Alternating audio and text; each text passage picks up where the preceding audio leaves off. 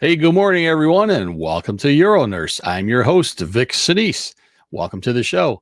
We meet every Saturday at 9 a.m. Central Time. Thanks for joining us live. We're coming to you live on YouTube, LinkedIn, X, so you can follow us anywhere you want, and of course on StreamYard.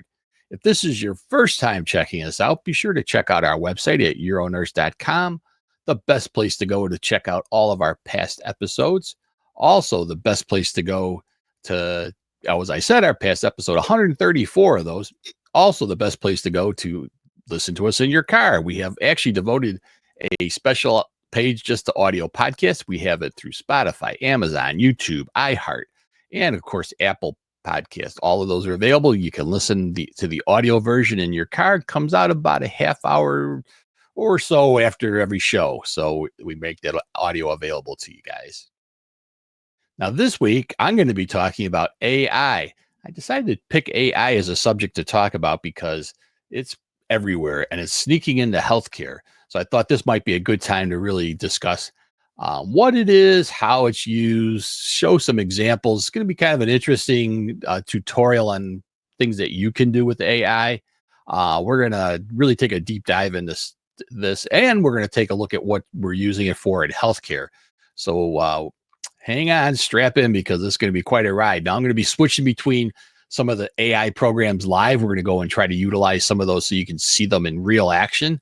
Along with a lot of this presentation is actually created using AI. And I'll try to explain where I'm using AI in the presentation to give you an idea of how you can utilize this. So let's go ahead and get going here with our AI presentation.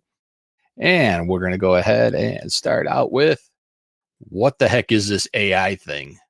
Now, a lot of people are aware of it. I mean, it's hard to miss it nowadays, but they don't know how it really works. So I thought it might be a good way to start to go into what it actually is and kind of start from the very beginning. And how did computers get started? And really, this is all kind of began by a mathematician who worked during the World War II.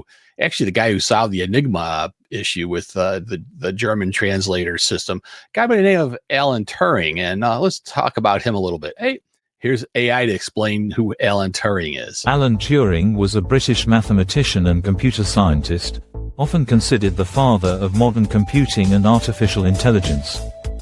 Key contributions: breaking the Enigma code. During World War II, Turing played a crucial role at Bletchley Park, helping to crack Germany's Enigma encryption. His work significantly shortened the war and saved millions of lives. He conceptualized a theoretical machine, now called the Turing machine, that became the foundation of computer science. So yeah, there you go. It's who Turing is, and he had a lot of contributions. One of those was a paper in the 50s called Computing, Machinery, and Intelligence.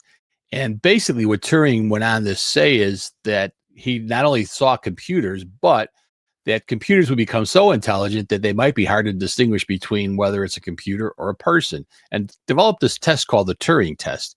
And I'm going to go ahead and show you a little bit about the Turing test here. Okay, sorry. There are three participants: a human judge, a human respondent, and a machine, AI, respondent. The test is conducted via text-based communication to eliminate bias based on voice or appearance. The judge engages in separate text-based conversations with both the human and the AI. The AI's goal is to respond in a way that makes it indistinguishable from the human. The judge can ask any kind of questions to determine which is which. After a set duration, the judge must decide which participant is the AI and which is the human. If the AI successfully fools the judge a significant percentage of the time, it is considered to have passed the test. And this Turing test is used now to test out all of our current AI systems as they're coming out to decide whether they're artificial intelligence or not. So do you ever wonder what it looks like? What's the actual AI? It's a chip. It's basically a computer chip. Most of the AI is created on these things called NVIDIA chips. And I'll tell you a little bit about how they work and what they are. This is an individual H100 GPU or graphics processing unit, NVIDIA's AI accelerator. But in reality, It's not just a chip that comes out of a plant. It's 8 H100 GPUs combined capable of 32 floating point operations a second. It starts with an H100 GPU seen here in the form of an SXM module. 8 individual SXMs are topped with heat sinks designed to dissipate heat generated from running big AI workloads. Those are connected on a single baseboard by interconnectors, and that assembly alone weighs 60 pounds. Add CPUs and other components and a finished DGX system weighs almost 300 pounds.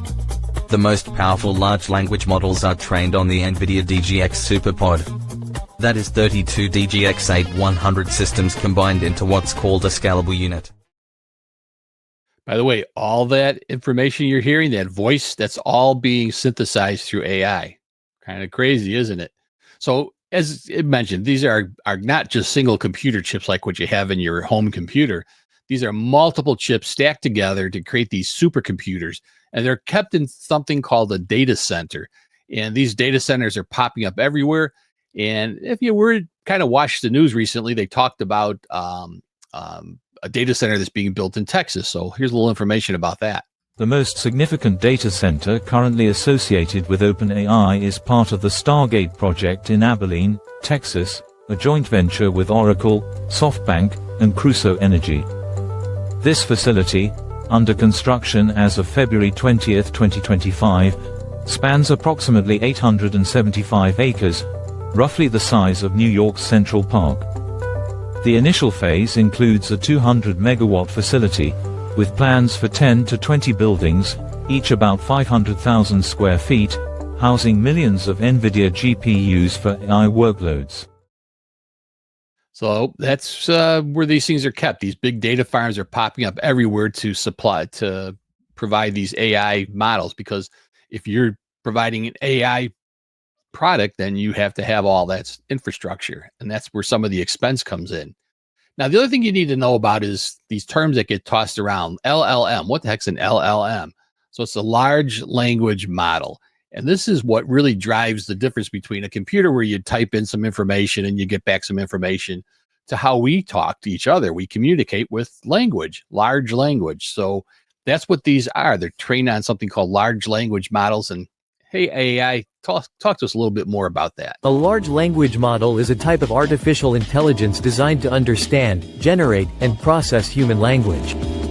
These models are trained on massive amounts of text data and use deep learning techniques, particularly transformers, to recognize patterns, context, and meaning in text. And where do they get all this information? Well, they get it from everywhere. They can be fed billions, even trillions of words. So they get this large language by studying all the stuff that was ever written in mankind, all the novels, everything is digitized and fed into them. Anything that you want them to learn, they just need to know. You just send that information in and you train them. And they do this by something called neural networks. Now, it's sort of like how our brain works. We create these networks so that we, when you touch the stove and you burn your hand, you don't do it again, because there's a network that says in your brain, that's hot, don't do it. Well, it's kind of similar for this computer AI learning. And here's a little explanation about neural networks. Neural network consists of layers of interconnected nodes, or neurons, organized into an input layer, one or more hidden layers, and an output layer. Once trained on large datasets, the neural network can make predictions or classifications, like identifying objects in photos or generating human-like text, by transforming input data into meaningful outputs through its learned internal representations, making it a cornerstone of modern AI applications. Crazy. It's maybe tough to understand, but if it's tough for you to understand, don't feel too bad. This is a picture of Gregory Hinton. He's actually considered the godfather of AI. So Turing was the father of computers. He's the godfather of AI. He's actually one of the engineers who actually developed the algorithm that's used to train all these AI products. And I got an interview from Hinton that I'm going to play right now for you, where he kind of explains a little bit how these computers learn and think. So even the biggest chatbots only have about 1 trillion connections in them. The human brain has about 100 trillion, and yet, in the trillion connections in a chatbot, it knows far more than you do in your 100 trillion connections, which suggests it's got a much better way of getting knowledge into those connections. We have a very good idea of sort of roughly what it's doing, but as soon as it gets really complicated, we don't actually know what's going on any more than we know what's going on in your brain. What do you mean we don't know exactly how it works? It was designed by people. No, it wasn't. What we did was we designed the learning algorithm. That's a bit like designing the principle of evolution. But when this learning algorithm then interacts with data, it produces complicated neural networks that are good at doing things, but we don't really understand exactly how they do those things. So one of the ways in which these systems might escape control is by writing their own computer code to modify themselves. And that's something we need to seriously worry about. They will be able to manipulate people. And these will be very good at convincing people because they'll have learned from all the novels that were ever written, all the books by Machiavelli, all the political conferences. They'll know all that stuff. They'll know how to do it. Yeah, a little scary. They don't even really understand how they learn, but they just know that they learn. So one of the things that was mentioned when we were talking about that server farm was the amount of power that is utilized by these computers. They're burning up tons of electricity. And we have to kind of worry a little bit. Do we have the infrastructure? Now, this is just an example of the amount of energy that the LLMs used during their training phase. So ChatGPT, when they trained it, one of the first AI systems to come out, it took about 100 days to feed all that information in. It used enough electricity to power a small town for a year. It's a lot of juice, folks. Just to give you an idea of how much electricity things are consuming. So a small town uses about 100 to 200 gigawatts per year. Google's data center, which is all your Googles, whenever you look things up, those are using energy. And if you're using Bitcoins, those mining operations are also using a lot of electricity. Matter of fact, there's so much electricity being used by these things that they actually predict by the year 2030, the usage of electricity will double. Now, we're not going to be able to double our power plants quickly to match that need for electricity. And that's going to drive some changes in how we produce electric to power these. One of the big changes that's coming out is something called small modular reactors. And what these things are little tiny nuclear power plants. As you can kind of see from the picture on the right, the size of it compared to a human being. I mean, these are much smaller than what we typically imagine when we see a power plant. And they're going to be building these alongside of these big data farms to provide that amount of power. A small modular reactor can produce about 2,000 gigawatts per year. Now remember, a city runs on about 200. So, I mean, a small town on about 200. So these are significant amounts of energy, but it's going to fill that need. The other thing is it's been found to be very safe compared to things like the Chernobyl and 3 Mile Island. Hey, speaking of 3 Mile Island, Microsoft is planning to restart 3 Mile Island's reactor to help power their plant, their AI. Google's got plans to start one of these small reactors by the end of this decade. Amazon's building a plant in Pennsylvania. And Meta, which is Facebook, is also planning to have a plant. So these are going to be going up all over the place. Fear not. These are going to be far safer than what we've had in the past. Now, is it the only way to provide AI is to have these big, gigantic farms of computers? Well, no. Actually, Apple's been working on this for the past decade. And most of you that know me know I'm a big Apple fan. I have all of their devices probably. But anyway, their phone has come out with this thing called Apple Intelligence. Well, I should say their phone because it's on everything. It's on my iPad, it's on my phone, it's on my computer that I'm using right now. It's built in. So what Apple did is like I said, around a decade ago, they started something called a neural network as part of their computer chip. And this is something that's able to analyze information coming into it and learn from that information, but it's done in a very private way. The other thing is it's done in the power of a phone. So it doesn't require huge loads of power to do this. Now, it does have some limitations because AI is able to do incredible things. A lot of it can be done through the phone, but sometimes the phone has to go out to its own data centers. Apple has actually their own AI data center, and that data center uses kind of a private, doesn't collect data on you, so it's still private. When you go out to something like ChatGPT or any of these other AI ones, they are getting information from you using it. So there's a trade-off with AI. You're divulging some information, and Apple does have the ability to go outside to those sources. Excuse me, but they always ask your permission before they do it. So Apple Intelligence has kind of got a little, I think, foot up on some of the privacy side of it, but certainly these big models are going to be crazy when I show you what they can do. So let's go look at the first one that came out. This was ChatGPT. I was lucky enough to kind of, since I'm interested in computers, to kind of get on board right away with it and started testing it early on when it first came out. It's gone through many iterations, and it's actually in its fourth 4.0 iteration now. And I think the easiest way to do this is to just kind of do a demo right from ChatGPT itself. Now I'm going to pull that in by sharing a screen here. And here's the ChatGPT. So there we go. I see it came up. So you can ask, basically it says, what can I help you with? You can ask it anything. Now, ChatGPT is going to do word things. You're going to ask it to create something and it'll do something. So I started, since I'm kind of like semi-retired now, doing more cooking than I've ever done before. I always loved to cook, but I asked it, hey, give me a chocolate chip cookie recipe. And it can make any recipe. I made a pork roast last night. It gave me the recipe. So here we go. Now you're looking at it live. This is it doing its business. So you can see it's giving me the ingredients of what you need, the instructions on how to cook it. Even tells me enjoy my homemade cookies. Now that's kind of nice that it can do that. I can take and copy and paste this and that's what I do. A lot of these recipes I just copy and paste them into a digital file so that I can look them up. And while I'm cooking, I use my iPad and just read them right off of there. But say I want to make it for a party, and let's see. I'm gonna say,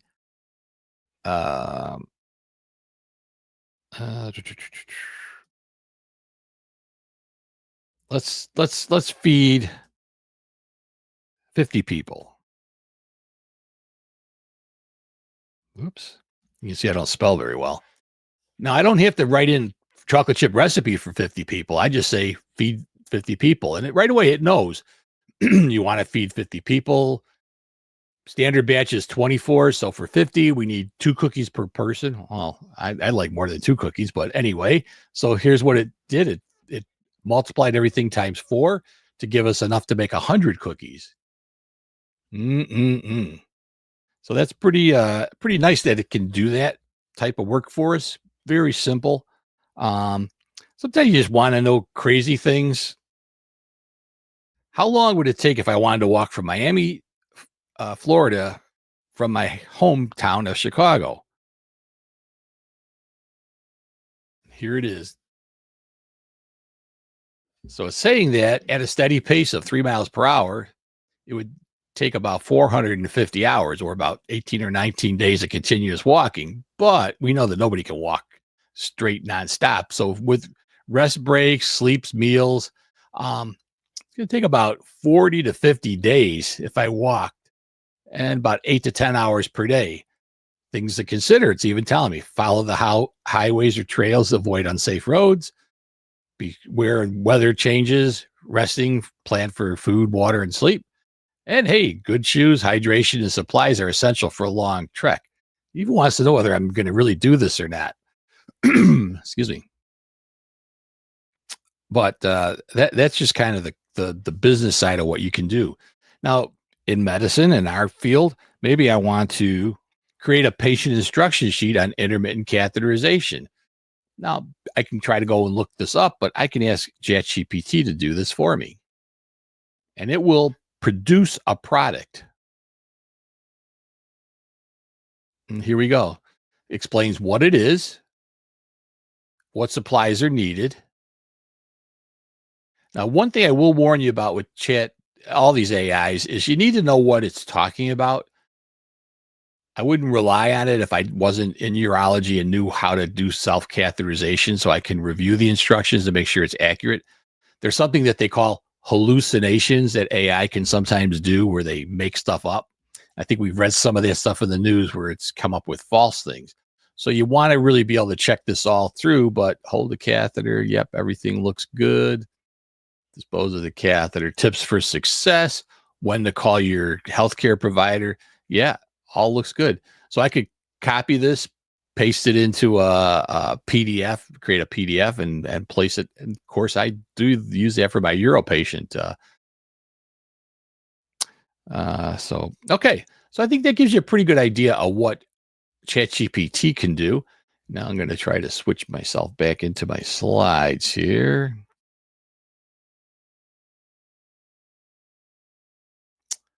And there we go. So now I've switched back over. Now this particular thing was just answering questions and coming up and creating stuff. But Midjourney is one of my favorites. Midjourney is art for those of us who can't draw worth a lick. That's me. It generates artwork, and it does that through using the AI to generate this artwork. It was fed all sorts of artwork, and now it's able to produce that for us. And we're going to go ahead and do a little demo of Midjourney. Before I do the demo, I'm going to just show you some of these pictures that I've made. I've got some really cool ones, and I'll show you how I made some of these with their live demo. But if I was going to do a talk on X-rays and I wanted something with the radiologist reading the X-rays, that's a pretty good picture. This is one of my favorite things is making these little Pixar things, which kind of the Toy Story look. So with the big eyes, that's kind of cool. I'm a big fan of Bob Ross. If you don't know who Bob Ross is, he's the guy would do an oil painting in about 30 minutes. And it always involves usually mountains and trees and water and sometimes some cabins and things. But it's really cool. Sometimes I'd like to try to use his technique and see if I could actually draw anything, because he makes it look so easy. But AI can make an artist out of me. So let's go ahead and bring in share the screen for that. And there we go. So we've got our screen. Now, this is what Midjourney looks like. Now, I should mention before I get going too far into this that I have subscriptions to these programs because they all cost money. Now, they're free versions available, so you can kind of try these. But if you're going to really get serious with it, there's limitations to what you can do with this free version. The ChatGPT is free, but it's only for a limited amount of times that you can use it, and it's based on using some of their older models than the most newest one, which is the 4.0. I like to use the 4.0, so you pay the price for that. Midjourney, the same thing. You can make like 20 pictures for free, and then after that, you're gonna have to have a membership. And that one, I think, cost me about $100 a year for that membership. But it gives you better things that you can try. Now, these are some of the images that people have made. So it's got a gallery. I mean, these are just stunning pictures.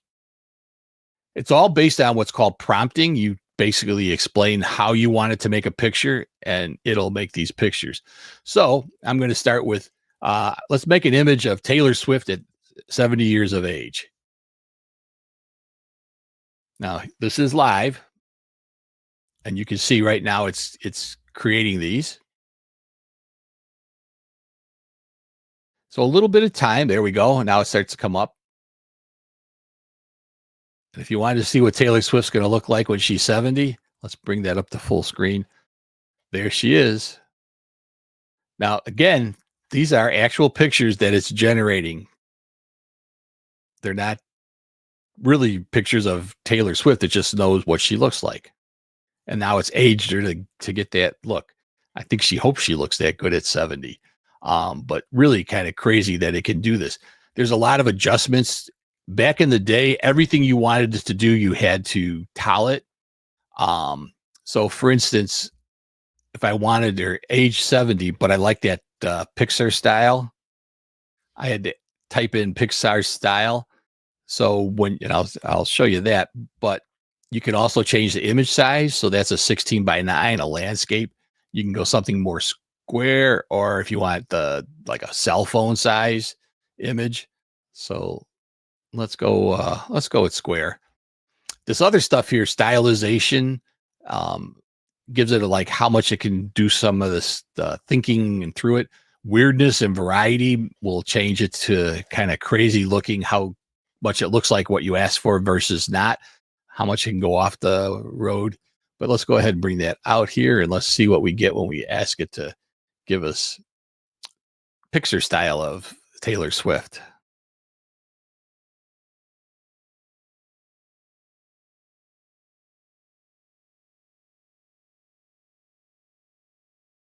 There we go.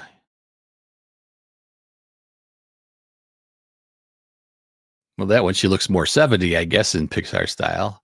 I think it kind of went for the Pixar style and not so much the age. But I mean, those are really kind of some pretty cute pictures. I have to admit.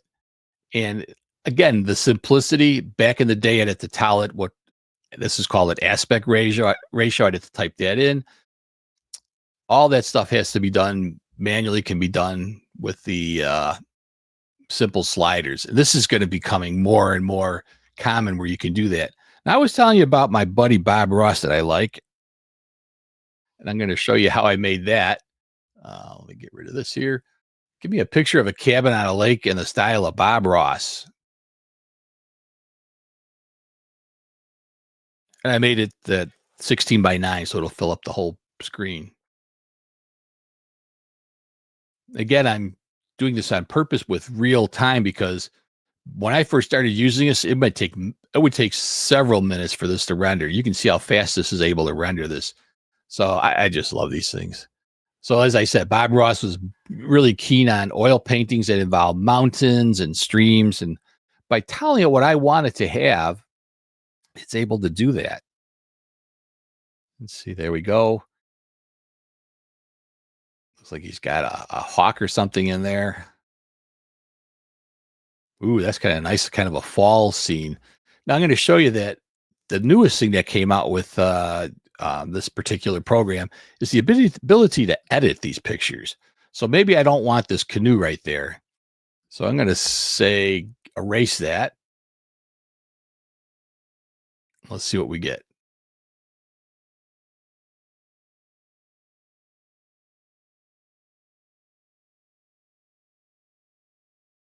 So yeah, a lot of customization possible there. You can see I completely got rid of that picture.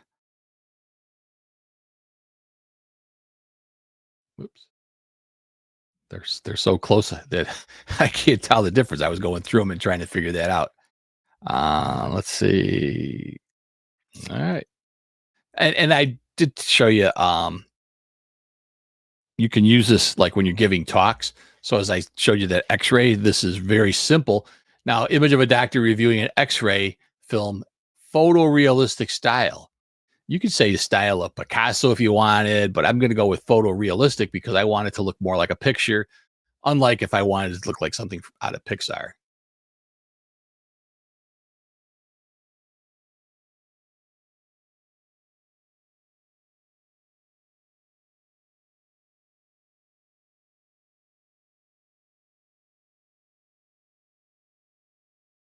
And we see those are popping up here.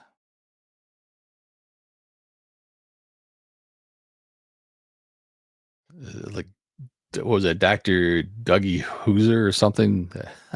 Pretty young looking doctor. Kind of interesting where it went with a black and white. Again, black and white. I have no idea where it came up with that one. So now you just got to see a hallucination because that's not an X-ray. Nice looking ring though. All right, so let's get back to our program here. So yeah, so AI is, as I said, is everywhere. I showed you the word stuff you can write to have it create things like recipes or do real work like producing, you can tell it to produce slideshows and all sorts of things like that. Now Gemini is Google's product. That's their AI engine, and it's available for free on Google. So that's one of the nice advantages of that. And as we can kind of see, let me bring this up full screen here. This is what it looks like on Google. So you ask it a question now, and you may have noticed this if you started using it. It gives you an AI answer first. So now, it doesn't do it for all things, but it will give you these AI answers like to switch views from, I was asking, how do I switch a view in from presenter display on my Apple. So it gave me an AI explanation. Sometimes that's a lot of help. I don't have to do any further than that. It gave me Apple's website, which I can go to look it up. It even gave me a YouTube video. So that's really kind of the nice thing about this AI view that you get through Google's Gemini. So it's doing the kind of the combination of giving you words and giving you the actual what information you're looking for. And it's free, so you can try that one, no charge. Copilot by Microsoft is their AI engine. I mentioned that they're building that plant or reopening 3 Mile Island to power their AI. Now, it's integrated into all their Office 360 products, Word, Excel, PowerPoint that you're looking at right now. I've been using it a ton because of that. The AI is built in. I can tell you all these slides you're looking at were all produced by Copilot. So basically, I produce the work that the images or the information that's on these slides was created in ChatGPT. I asked it to produce a talk on AI. And then I said to create a Word file. So it created a Word file. Then I put that into PowerPoint. I mean, that's not a Word file, a PowerPoint file.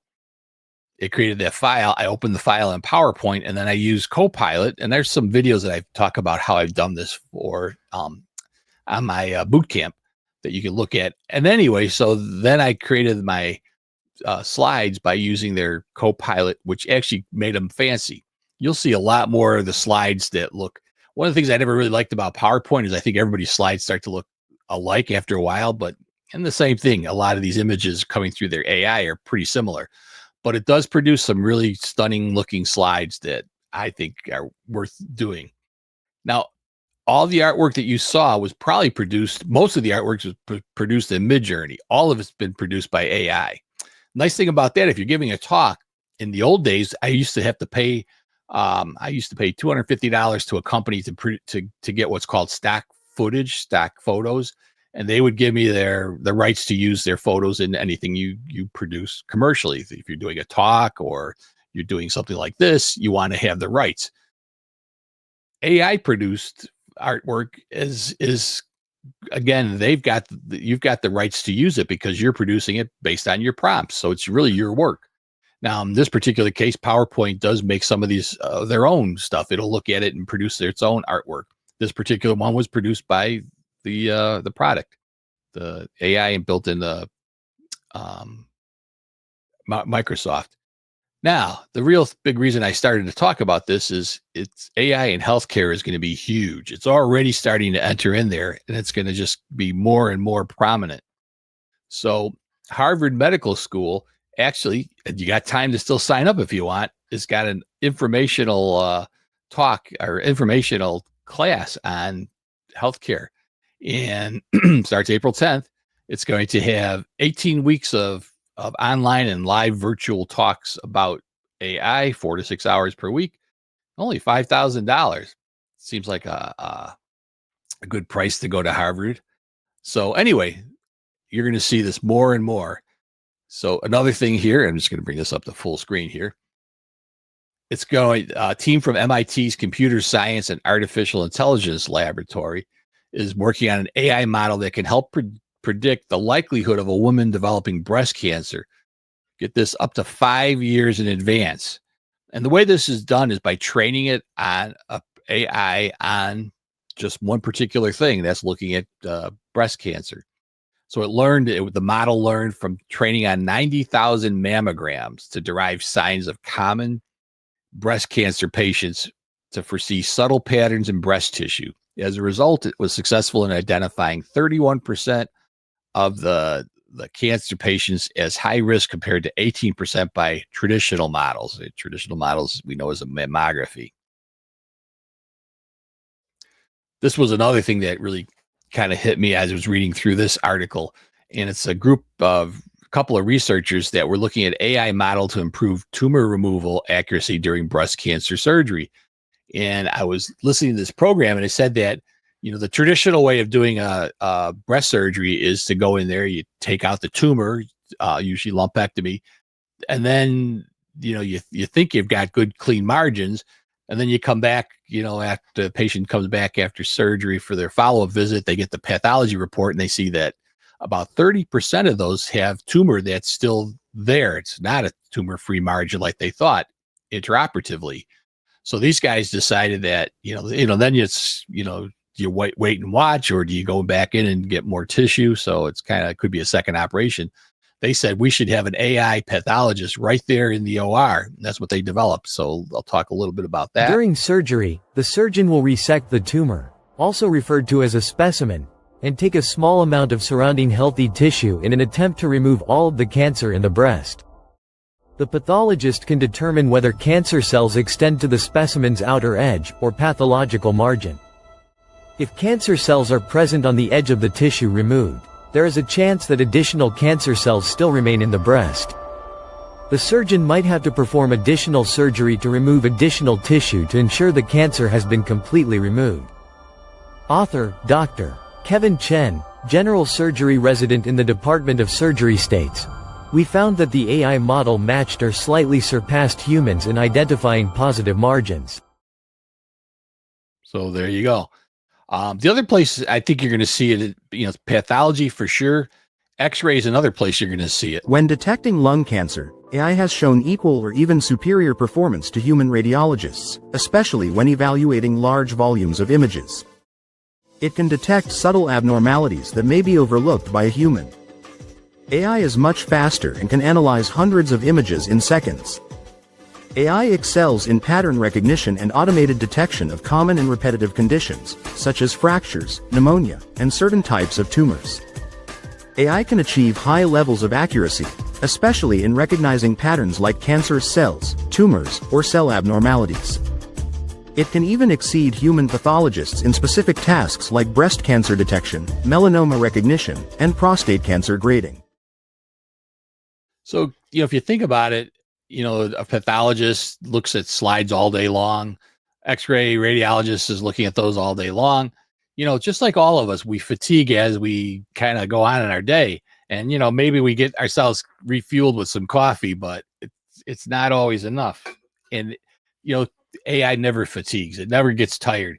And it's as many X-rays as a radiologist has seen, they can show more to an AI bot, especially if you're focusing on, say, one particular thing that it's looking at.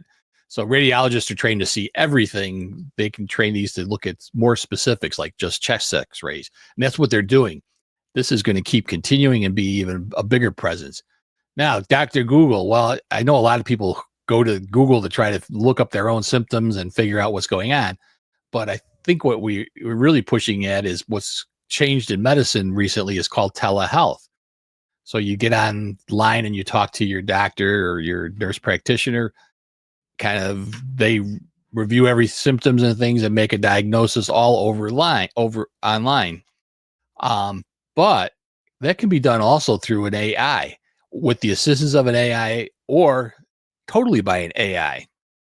And there was a study that I was reading that was really interesting about how people thought about this AI. I'm going to bring that in here. There have been several studies comparing telemedicine using AI versus human doctors, focusing on diagnosis accuracy, patient satisfaction, and treatment outcomes. One of the most notable was a 2023 study published in JAMA Internal Medicine, which evaluated how well AI-powered chatbots performed compared to human physicians in answering patient questions. Diagnosis accuracy: AI models such as ChatGPT-4 were able to provide correct diagnoses in many cases, sometimes matching or exceeding human doctors in accuracy. Patient satisfaction: patients rated AI-generated responses as more empathetic and comprehensive than those of human doctors. Efficiency: AI could respond instantly, reducing wait times, while doctors required more time for each case. Limitations: AI lacked real-world experience, physical examination capability, and nuanced clinical judgment. So that JAMA article was 2 years old, and I just today was looking at an article on the same thing, and it said that the diagnosis abilities of these chatbots is 10% better than the physicians can do. So it's actually outstripping doctors in their ability to diagnose. Now, as it did point out, there's something that kind of comes with physical exams but we're doing this as telehealth, so there is no physical exam either. Um, Experience, things like that matter. But I can tell you that the study actually looked at, and this is the most interesting part, is what people thought about the the bots versus the humans, and they didn't know. It was a blinded study, so they didn't know who they were talking to. But when they rated them, they thought that the telehealth bot was much more empathetic, took more time to listen to them, more listening. So it's going to be one of those things that's going to be definitely going forward. We're going to see more and more of it. Now, you might say that how can a AI bot, kind of disguise itself so that you don't even know it's them? Well, a lot of these voices that you've heard throughout this are all generated, except for me so far, are all generated by AI. These are all AI voices. So none of those are real humans that were dictating to those slides. Those were all produced by a company. Now, I have to admit there's a better quality AI than I use, but it costs more money. So I don't want to. I'm pretty happy with what I'm using right now. But if I wanted to pay more, I could come closer. So I did go to get you some information. This is a company called Revoicer out there. There's another one called 11 Labs that are producing voices that I think are so identical to humans that it's going to be hard to tell who is who. So let's listen to that one. And I'm one of the AI voices from Revoicer. My voice sounds so natural because I understand exactly the meaning of each phrase. So I know how to add inflections in my voice, just like a real human would do. Did you catch that? I know when to add pauses, breathing sounds, giggle, or even add ooh, or ahs. I can analyze the content that you enter, so I'll understand when I'm enumerating something, when I have to emphasize a word, or when I need to speak slower or faster. That's AI generated, folks. I mean, I couldn't tell that was somebody really out there. One of the other things that's kind of a concern is they can record your voice, or you can record your own voice, and then just type in what you want it to say. Plus, these things are really good at, because of the large language models, of thinking the answers through something human sounding to come back with. So you could basically go and listen or take some of my talks that I've given, use my voice, train the AI, and then fool it to call my wife up and say, honey, what was the credit card numbers? I forgot to bring my credit card and they needed it at the bank. And it would sound just like me. Now, because of that, I can tell you that my wife and I have a safe word. If any time I were to ask her over a phone where it's not me and live about some kind of financial information, she'll ask me for my safe word. And if I don't give the right word, she'll know it's a robot. So there's ways to trick them a little bit, but keep that in mind, because going forward, they're going to be able to really manipulate us when they're able to kind of model our loved ones too.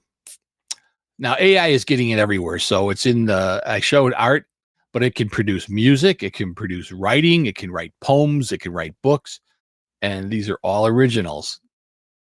So it leads for a lot of ethical concerns. One of the concerns is bias, because these are trained by humans.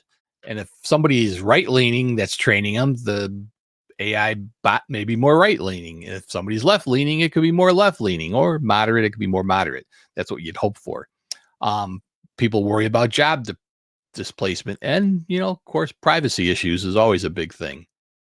And AI is going so fast that the legislation can't keep up with it. So they can't write the laws to kind of figure out what they need to do. One of the questions out there is the concern about the artwork. Is this stealing artwork because I said Bob Ross's style? Is it using Bob Ross and ripping him off?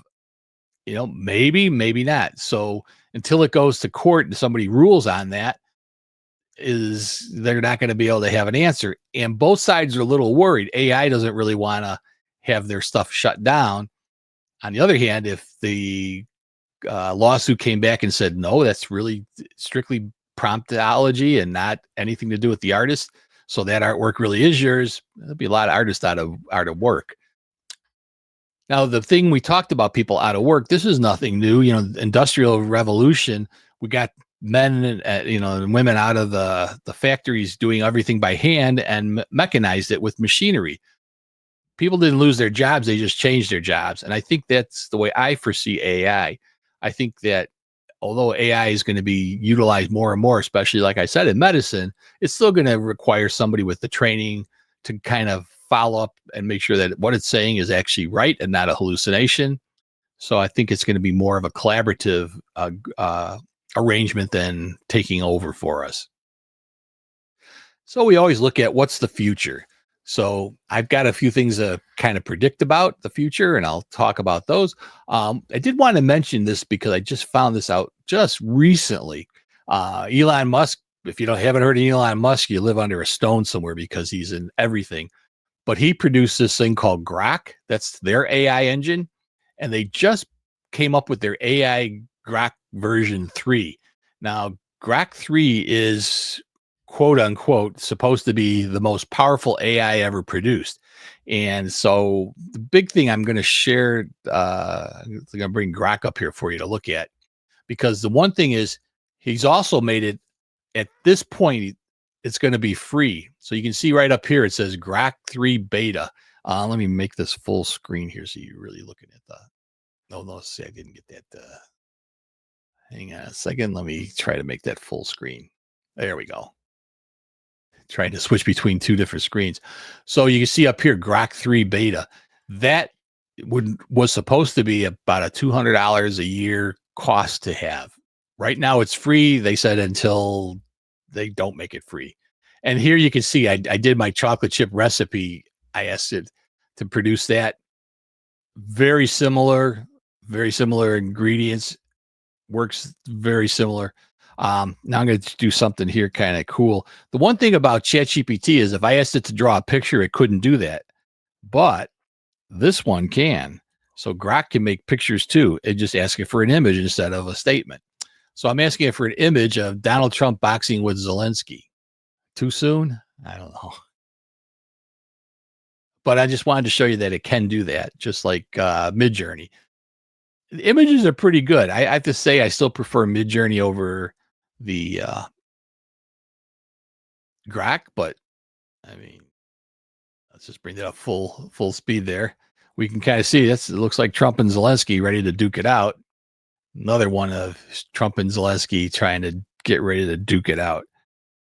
So very similar as the other AIs that I've talked about, but free. That's kind of the real crux to it. So let me bring myself back in here, and there we go. So the last thing I want to leave you before I call this to an end is what the types of AI are. So there's really 3 types of AI, artificial intelligence. And right now, everything I've talked about, everything that's out there is called narrow AI, meaning it does one task. So whether it be drawing art, doing music, reading x-rays, these are single tasks. And that's what it's called, narrow AI. So they're trained to do what, the one thing and one thing only. Now, as Grok showed, it can do images and the others, so they're become wider trained, but they're still considered narrow AI. The next thing that we're going to see is something called general AI. That's what they're working on right now. It's not out. So as Hinton had said, the AI is not as smart, cannot do as many processes as the human brain. But when you get to general AI, it will. It's going to be able to have the same amount of processing power as our own brain, and probably be as intelligent as our own brains, just better way of organizing it through the algorithms and sometimes how some of stuff we organize in our brains. So general AI could be as smart as us. The final thing is something called super intelligent AI. Super intelligent AI is theoretical, but so was AI theoretical back in the 50s when our buddy Turing was talking about it. So super intelligent AI would be an AI that can actually exceed our own intelligence, be smarter than us. And the concern is, could it someday take over for us? And that's always, we see plenty of that out in Hollywood, but could be hasta la vista once that becomes part of our show, our AI future. So if you have any questions or comments or concerns, go ahead and use the comment box. I'll be glad to answer any of those. I hope you enjoyed this. I think AI was just kind of, to me, it was a time to talk about it a little bit more, and especially I think where it's going in healthcare. It's interesting. I've done a few talks on AI, and I can't even like go back and use the slides from the previous AI talk because it changes so much. And I think that even this one will be dated in probably 6 months. Things are going to be so different, but it's fun to play with. I definitely encourage people to go out there and just kind of try it out. I think the Grok, if you don't know where the Grok is, just go to x.com. That's Twitter. And just you'll see a spot that says Grok on the side. And you just go ahead and click that, and you'll be able to try Grok out. And again, you can ask it recipes. You can ask it all sorts of questions. To get a comment coming in from Diane Clowers. Thanks. Fascinating. Thanks, Diane. I'm glad you enjoyed it. So, but definitely go out there and try it. And if you're like me, play with the art, because you can come up with some crazy things. It's really interesting. One thing I didn't show in Midjourney is I actually could take a picture of myself, a real photograph, put it in the Midjourney, and tell it to age me or take years away or make me like supermodel. It'll do all that kind of stuff from a real image. So that's kind of cool. So, all right.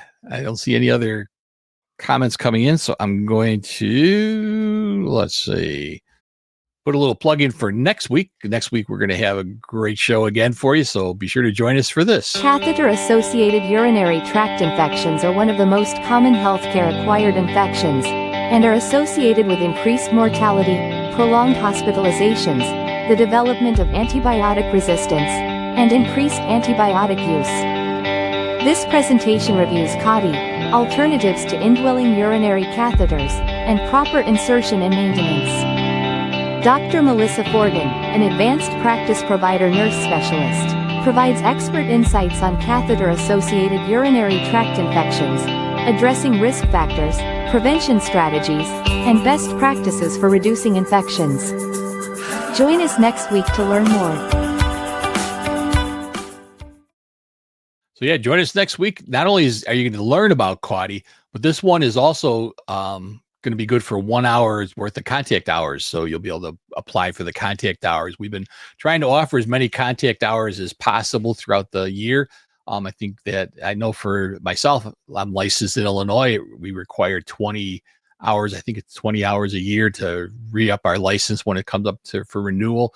Also, if you're certified, such as urology nursing, or any other certification that you might have, they also require CEs and contact hours to keep those up, and take usually a lot more hours. So it's a great way to get them, and they're free. So be sure to join us next week for that, and hope you continue to enjoy UroNurse. Got a few more comments coming in before I go off the air. Thanks, Raj. I'm glad that you liked it. And Charlene, AI is with us. You got that right. So see everybody next week for that contact hour on CAUTI. Have a good week.